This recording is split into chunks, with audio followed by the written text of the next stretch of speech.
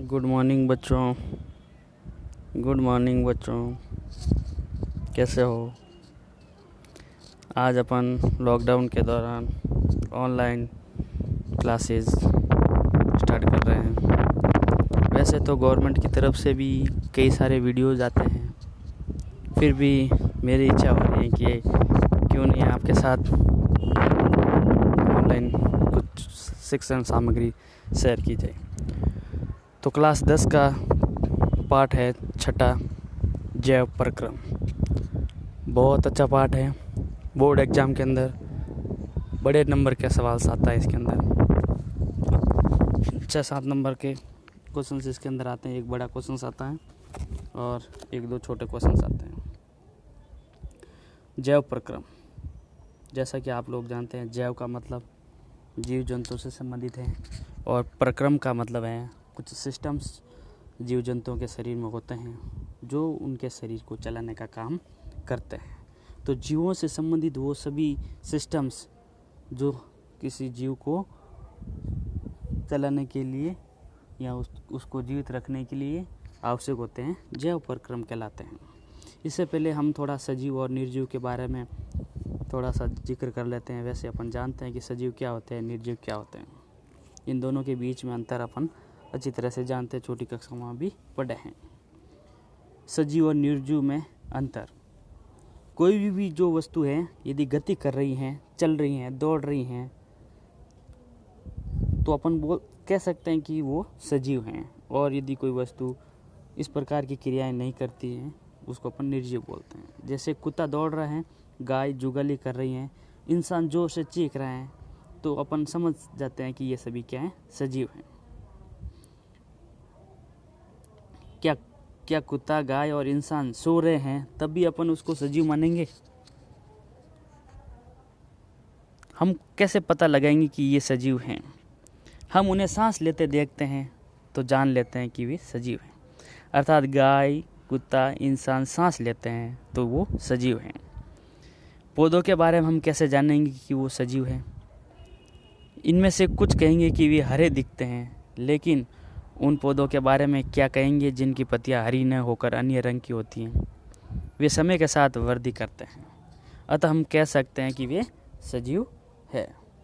ये समय के साथ में वृद्धि करती हैं, अतः अपन कह सकते हैं कि ये पौधे सजीव हैं। समय के साथ साथ पौधे की लंबाई भी बढ़ती है। दूसरे शब्दों में हम सजीव के सामान्य प्रमाण के तौर पर कुछ गतियों पर विचार करते हैं। ये वृद्धि संबंधी या अन्य गतियाँ हो सकती हैं। ये गतियाँ वृद्धि से संबंधित गतियाँ होती हैं या फिर कोई दूसरी गतियाँ होती हैं जिनसे पता लगता है कि पौधे सजीव हैं। लेकिन वह पौधा भी सजीव हैं जिसमें वृद्धि परिलक्षित नहीं होती है, मतलब वृद्धि दिखती नहीं है, वो पौधे भी सजीव है।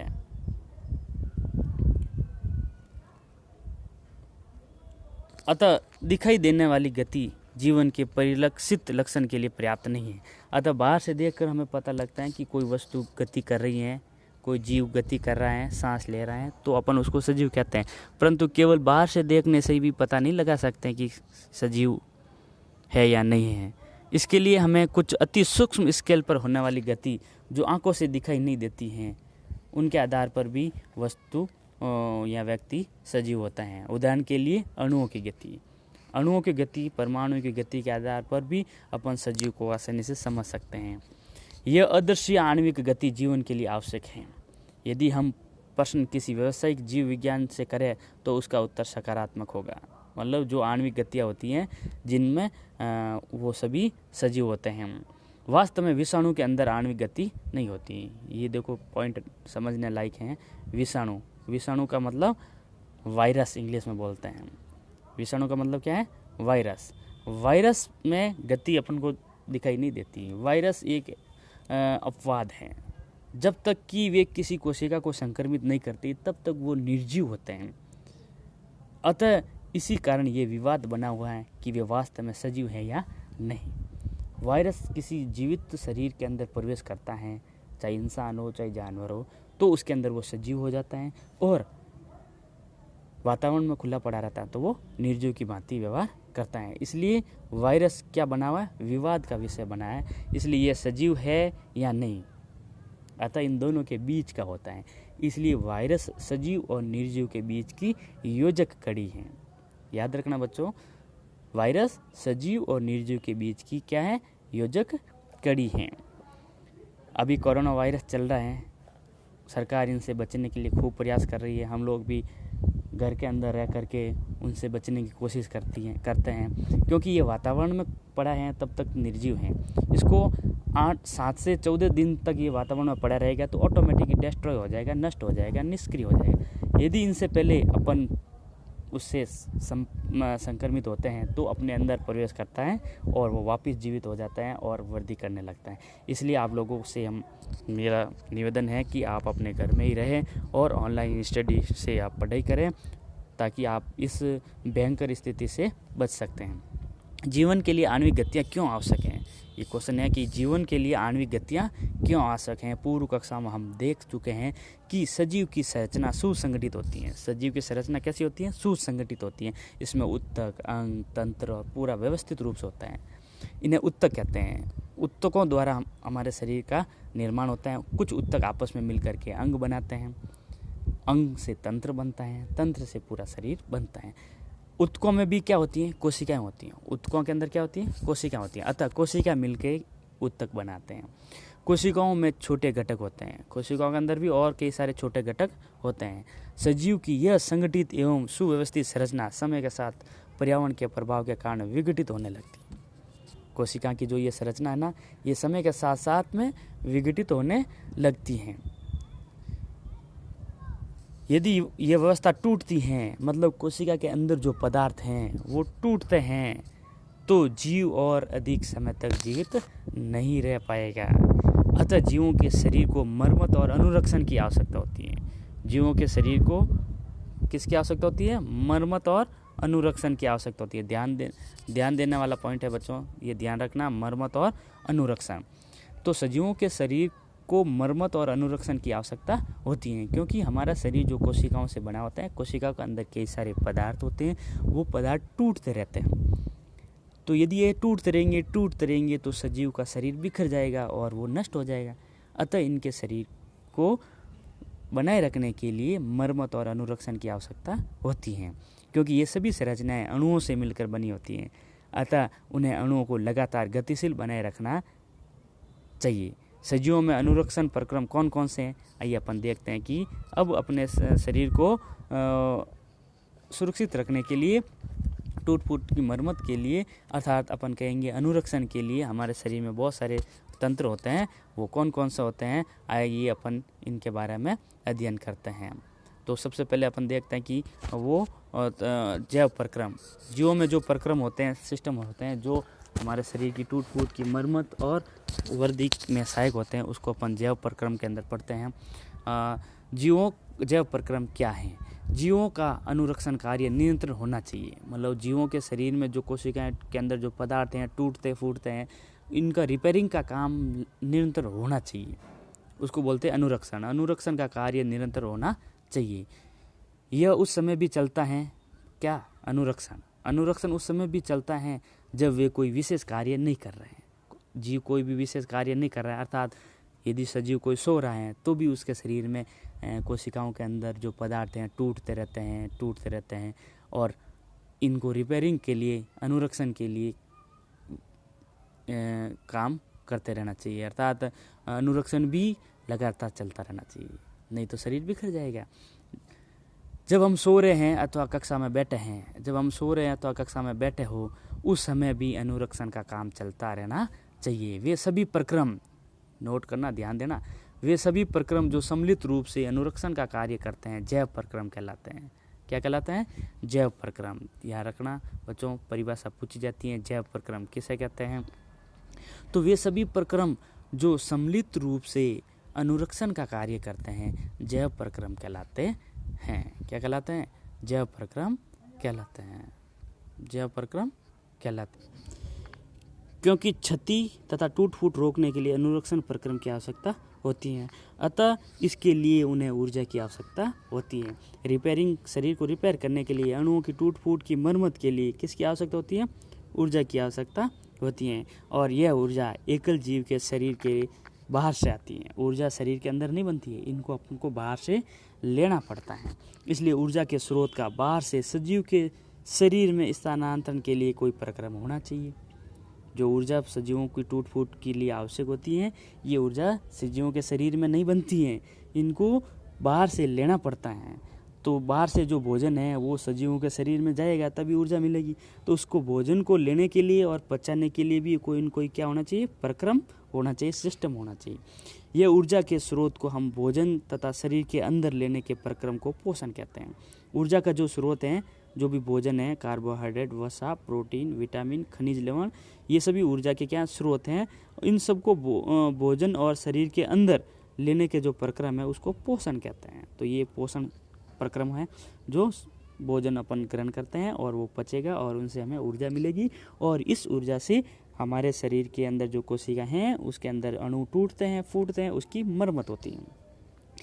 यदि जीव में शारीरिक वृद्धि होती है तो इसके लिए उन्हें बाहर से अतिरिक्त कच्ची सामग्री की आवश्यकता होती है। शरीर की वृद्धि के लिए भी बाहर से अतिरिक्त कच्ची सामग्री की आवश्यकता होती है, क्योंकि पृथ्वी पर जीवन कार्बन अणु आधारित अणुओं पर निर्भर हैं। अतः अधिकांश खाद्य पदार्थ भी कार्बन आधारित हैं।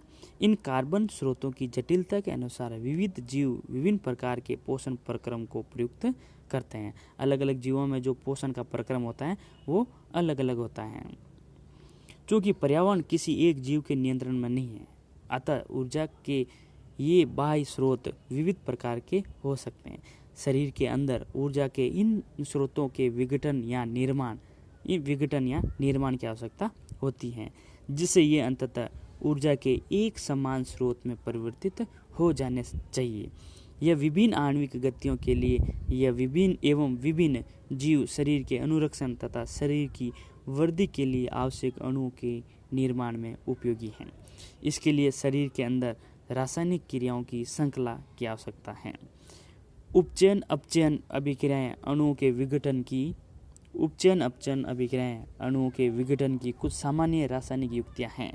इसके लिए बहुत से जीव शरीर के बाहरी स्रोत से ऑक्सीजन प्रयुक्त करते हैं। अर्थात उपचयन और अपचयन जो अभिक्रिया हैं जो हमारे शरीर के अंदर होती हैं, कब जब भोजन अपन ग्रहण करते हैं उस भोजन के अंदर जो अणु है उसका उपचयन और अपचयन होता है, और इन उपचयन और अपचयन के लिए बाहर से ऑक्सीजन गैस की ज़रूरत होती है।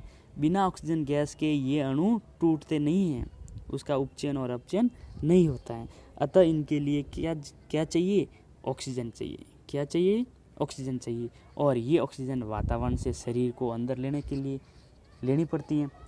इसके लिए भी सिस्टम होना चाहिए। शरीर के बाहर से ऑक्सीजन को ग्रहण करना तथा कोशिकीय आवश्यकता के अनुसार खाद्य स्रोत के विघटन में उसका उपयोग शोषण कहलाता है। ऑक्सीजन को शरीर के अंदर लेना और जो खाद्य पदार्थ हैं वो ऑक्सीजन के साथ में जुड़ेगा तो उपचयन और अपचयन होगा, और उपचयन और अपचयन होगा तो ऊर्जा बनेगी। इस प्रक्रम को अपन शोषण कहते हैं। एक एक कोशिकीय जीव की पूरी सतह पर्यावरण के संपर्क में रहती है। कोई कोशिका जिनका शरीर एक ही कोशिका का बना होता है तो पूरी कोशिका पर्यावरण के संपर्क में रहती हैं। अतः इन्हें भोजन ग्रहण करने के लिए, गैसों का आदान प्रदान करने के लिए या वर्ज्य पदार्थों के निष्कासन के लिए किसी विशेष अंग की आवश्यकता नहीं होती है। अतः एक कोशिका वाले जो जीव हैं इनको भोजन के लिए, ऑक्सीजन ग्रहण करने के लिए या पदार्थों को बाहर त्यागने के लिए, अपशिष्ट पदार्थों को, इनके लिए कोई विशेष अंग की आवश्यकता नहीं है। लेकिन जब जीव के शरीर का आकार बढ़ता है तथा शारीरिक अभिकल्प अधिक जटिल होता जाता है, तब क्या होता है, बहुकोशिकीय जीवों में सभी कोशिकाएं अपने आसपास के पर्यावरण के सीधे संपर्क में नहीं रहती हैं। बहुकोशिकीय जो जीव हैं उनके शरीर की सभी कोशिकाएं आसपास के वातावरण के संपर्क में नहीं रहती हैं। अतः साधारण विसरण सभी कोशिकाओं की आवश्यकता की पूर्ति नहीं कर सकती हैं। साधारण जो विसरण है, विसरण के अंदर क्या होता है, अणु अधिक सांद्रता से कम सांद्रता की ओर जाते हैं, तो सभी कोशिकाओं में ऐसा नहीं होता। हम पहले भी देख चुके हैं कि बहुकोशिकीय जीवों में विभिन्न कार्यों को करने के लिए विभिन्न अंग विशिष्टीकृत हो जाते हैं। हम इन विशिष्टीकृत ऊतकों से तथा जीवों के शरीर में उनके संगठन से परिचित हैं। अतः इनमें कोई आश्चर्य नहीं है कि भोजन का तथा ऑक्सीजन का ग्रहण भी विशिष्टीकृत ऊतकों का कार्य है, परंतु इससे एक समस्या पैदा होती है। यद्यपि भोजन एवं ऑक्सीजन का अंतःग्रहण कुछ विशिष्ट अंगों द्वारा होता है, भोजन और ऑक्सीजन का अंतःग्रहण कुछ विशिष्ट अंगों द्वारा ही होता है, परंतु शरीर के सभी भागों को इनकी आवश्यकता होती है। भोजन और ऑक्सीजन ग्रहण करने के लिए अंग तो विशिष्ट होते हैं, वही उसको भोजन ग्रहण करेंगे, और ऑक्सीजन गैस है तो उसके लिए भी अलग ही सिस्टम होता है, वही ऑक्सीजन गैस वातावरण से ग्रहण करेंगे, परंतु जरूरत तो सभी कोशिकाओं को होती है। इस परिस्थिति में भोजन एवं ऑक्सीजन को एक स्थान से दूसरे स्थान तक ले जाने के लिए, भोजन और ऑक्सीजन को एक स्थान से दूसरे स्थान तक ले जाने के लिए वहन तंत्र की आवश्यकता होती है। अतः शरीर जो पचित भोजन है और ऑक्सीजन है, इसको चला करके पूरे शरीर में ले जाने के लिए वहन तंत्र की आवश्यकता होती है। जब रासायनिक क्रियाओं में कार्बन स्रोत तथा ऑक्सीजन का उपयोग ऊर्जा प्राप्ति के लिए होता है, तब ऐसे उप उत्पाद भी बनते हैं जो शरीर की कोशिकाओं के लिए न उपयोगी होते हैं बल्कि वे हानिकारक भी होते हैं। नहीं समझा आप? जो भी ऑक्सीजन और वो जो भोजन आता है, इनसे जो उपचयन और अपचयन क्रिया होती है, इनके उपचयन और अपचयन के बाद में कुछ उप उत्पाद बनते हैं, मतलब अपशिष्ट पदार्थ बनते हैं, और जो शरीर की कोशिकाओं के लिए अनुपयोगी हैं। ये जो अपशिष्ट पदार्थ हैं, उप उत्पाद हैं, ये शरीर की कोशिकाओं के लिए अनुपयोगी होते हैं। अतः अनुपयोगी हैं तो वो हानिकारक हैं, और हानिकारक पदार्थ हैं तो इनको हमारे शरीर से बाहर निकालने की आवश्यकता है। इन अपशिष्ट पदार्थों को शरीर से बाहर निकालना अति आवश्यक है। इस प्रक्रम को हम उत्सर्जन कहते हैं। अपशिष्ट पदार्थों को शरीर से बाहर निकालना अति आवश्यक है, इस प्रक्रम को अपन उत्सर्जन कहते हैं। यदि बहुकोशिकीय जीवों में शरीर अभिकल्प के मूल नियमों का पालन किया जाता है तो उत्सर्जन के लिए विशिष्ट ऊतक विकसित हो जाते हैं। इसका अर्थ यह है कि परिवहन तंत्र की आवश्यकता विशिष्ट अपशिष्ट पदार्थों को कोशिका से इस उत्सर्जन ऊतक तक पहुंचाने की होगी।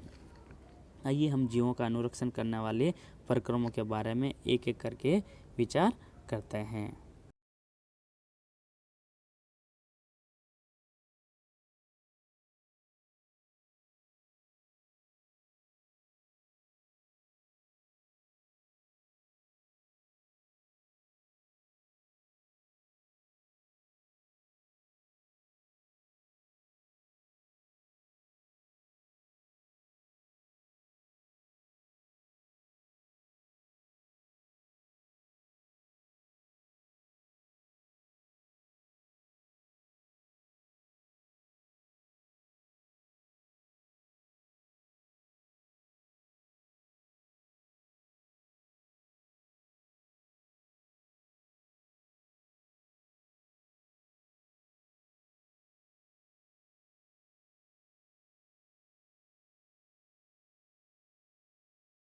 अब जीवों के प्रक्रमों को एक एक करके अपन विस्तार से पढ़ेंगे। आज के वीडियो बस इतना ही है, और जो भी ये जो क्वेश्चंस दे रखे हैं, इन प्रश्नों को आप अपनी नोटबुक के अंदर करें।